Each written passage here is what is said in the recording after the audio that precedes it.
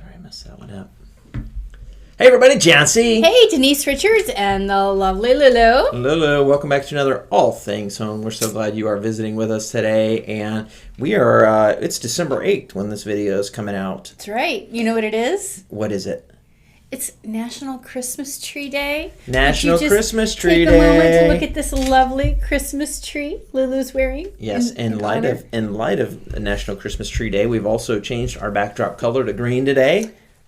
Ta-da! Merry Christmas. Happy New Year. Do you say Merry Christmas or do you say Happy Holidays? I say Merry Christmas. I do too, because it is about Christmas. It's about Christ. And you know what's interesting? My mom growing up, she wouldn't let us say Happy Holidays because she thought, you're taking Christ out of this, so don't say Happy Holidays.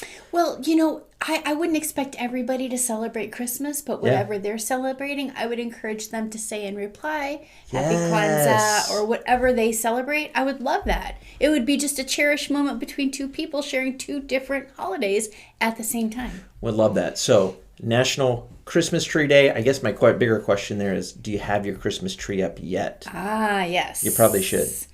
When did you put yours up? I have not put mine up yet. Denise, get going. Today's the perfect day to do it. It is. I think I was waiting for today. Do you put a tree up? Usually, yes. Okay. Yeah. All right. So National Christmas Tree Day, which we went and got our Christmas tree Thanksgiving afternoon, actually. We went and got it from a guy in town. Very traditional. Very nice. A real tree. Do you get a real tree? Yes. Yeah, it's fun. All right. It's a good time. Yep. Enough about Christmas Tree Day. Enough. It's also National Brownie Day. It is National Brownie Day. I wondered, though, did they mean like the Girl Scouts Junior League brownies, or did they mean like a chocolate brownie? If you know the answer to that, post below. What do they mean? Chocolate brownie, or do they mean the Girl Scout brownies? Yeah. Were you in brownies? I was in both. Really? Yes, I was. I had funny. the sash and everything, the patches. That's funny. Never did Boy Scouts. Don't know much about it, other than they teach you to tie knots, I think, is how that works. Lots of knots. Good. All right, well, let's keep going. Last week's video that we did, we talked about seller concessions. Right. If you're unfamiliar what a seller concession is, you'll want to watch that video and help yourself be more understanding of what's going on, whether you're a buyer or seller or have been on either side. Yeah. Both need to know. Yeah, buyer, seller. Yeah, because you don't want to give away the house, in a sense. Literally. That was a pun. Or leave money on the table. Don't leave money on the table. And seller concessions are very important because they are part of the negotiation process. Mm-hmm. And hopefully you have a good realtor or a good mortgage gal to help you in regards to concessions and what you can do, what's legal, what's not legal, all that fun stuff. Let's jump into today's topic. I came across this article here from Realtor.com. And the title of this article that I saw was pretty interesting, and that's What Goes Up Must Come Down. And I think they were talking about home prices, right? Home prices or price reductions in listings. And so what goes up, what comes down. Now this talked about how the hottest markets are typically, and I think it was as well from this video, the hottest markets in regards to that run up of home prices are also the fastest, the soonest, the quickest to also see that decline as well too. Mm-hmm. So this article jumps into the top 10. Now I know we've already kind of talked about the top 10, but I wonder if people out there have a guess on what states, state specific, what states are having the biggest price reductions on homes. Now, these are homes that have already gone on the market. So it's been on the market, and the seller said, you know what? We are going to slash the price. We're going to cut it, whatever, $100, $100,000, doesn't matter. We got to start making price reductions. Because to sell a home, if you don't have foot traffic coming through, that's one of the things to get eyes on your home. Start moving on the price. Absolutely. It's going to grab the biggest attention the fastest way. But money talks. What states? Tell us, John. Yeah, so let me tell you. Number one actually, I'll start with number 10. We'll go backwards. Number 10 on the list is South Carolina. Over 21% of the homes that have been on the market there have already reduced their price. Then we get into Georgia at 21% as well for them. And those are the only two for the East Coast. Everything else is from Texas over. Texas, by the way, is number 3, and that is 25% of the homes there have already reduced their price. And then we jump all the way out west into California, Washington, Idaho, Colorado, Utah, Nevada, and the number one state, 40% of the homes on the market have already reduced their price. 40%. That's a big number. That's huge. It's almost 1 out of every 2 homes have already marked their prices down because they know the market there and those areas are coming down. And that is Arizona. Can you see it? You need me to make the font bigger for you? No. At first I thought it said Arkansas, but I was sure it said Arizona. It does. That's very interesting because so many people move south for the winter or have a second home. And I think about our area. Florida's not on that list. Not on the list. Florida's not on the list. Florida's doing well in regards to holding their price.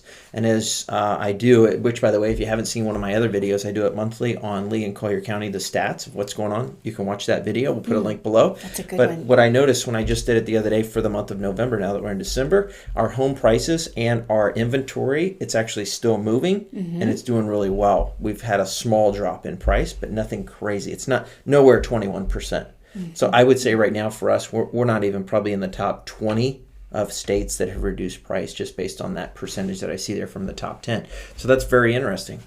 Something else to add to that, and I do mention this just about every show here lately, and that is the seller paid temporary rate buy down. And it's a much bigger bang for the buck, entices the buyer, and you're not having to give up the price of your home so much. So it's definitely a huge way to strategize. Yeah, I love it. And it's another tool in your belt as a seller to get more eyes on the property and offer more incentive or, like you said, concessions to the buyer to purchase. Big time. Great point. But anyways, there's a top 10 on, and this is probably a list you don't want to be on, so I'm glad Florida's not in that list. Oh, me too. I don't like real estate markets that are like a roller coaster ride, crazy up and down. Slow and steady, to me, I love that. Yeah. Slow and steady always wins the race. It does win the race. All right, let's talk about the market news real quick. And one thing I want you to bring up is the interest rates. I think people are very curious about interest rates. Where are they? Where do we think they're going? That's a really good bunch of questions there, John. You know, interest rates are now in the low 6s. Thank goodness. They peaked close to 8%. Every forecast in the industry is telling us that interest rates are going to continue to go down for the next 18 months or so. Something else to keep in mind is that, you know, the inventory is moving. It's absolutely moving. And with a 2-1 buy down, even at 6%, if you're actually having a mortgage at 4%, I mean, you really can't lose in buying right now and obtaining that equity that's going to build here over the next year or two. Yeah. Instead of waiting, of course. Great point. And I know we've talked before, but interest rates at one point, people were getting loans even up in the high 7s, even in the low 8s. They and were. So it started to make that move back down over the last couple of weeks pretty strong. They were. And something I wanted to mention is that, you know, back in the day, almost any day, you would get an interest rate that didn't necessarily cost any points. Well, in the compression of the market right now, there's no way to get an interest rate that doesn't cost points. And that's what we're seeing right now, because these investors, these lenders know today there's going to be a huge refinance boom over the next 18 months. Got it. And they're not going to get to keep that money. So they're charging points for all the rates right now. Interesting. So you know what I think would be a good idea, just a teaser for everybody out there, maybe on our next video we'll talk about points. So if you want to know what Denise means by points, watch that video and stick around, or actually come back next week and watch the video that we'll put out. Maybe we'll dive in a little bit on points as well too. Hey, let's connect them with somebody today. Ooh, I know who. Who? How about Jasmine? Jasmine Nieto. Jasmine Nieto. Jasmine's say. fantastic. Tell She everybody, is. what does Jasmine do here in Southwest Florida? She is amazing. She is a young woman who is a family member of the owners of NoProblemHomeServices, and they are a 24-hour emergency plumbing company. They don't charge for the emergency visit. Nice. It's brilliant to watch her. She presented this morning in our network She did. group, and she just did an amazing job. She has learned every facet of the business. She can talk plumbing to you like somebody you would Like a visualize plumber. being a plumber, right? Yeah. She's pretty amazing. No Yeah. Problem Home Services. Yeah, so we'll put Jasmine and her family's owned business in the information below. And so if you need a plumber and you're in this area, reach out to them.